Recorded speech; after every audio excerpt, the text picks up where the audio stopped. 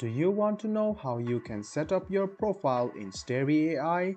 If yes, then this video is for you.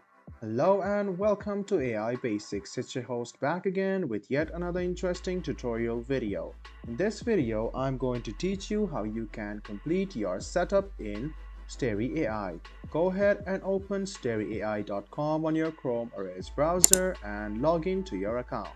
Now click on your profile, which is on the top right hand side, and click on complete profile. It will take you to this page where you can start by adding your profile picture. So click add photo and choose whatever photo you want. Now write down your username and then write down something about yourself, something like your bio. Write down your website and then scroll down and write down your social presence. You can fill up your Twitter account, your Instagram, TikTok, Reddit, and then press save. This way your public profile will be set up.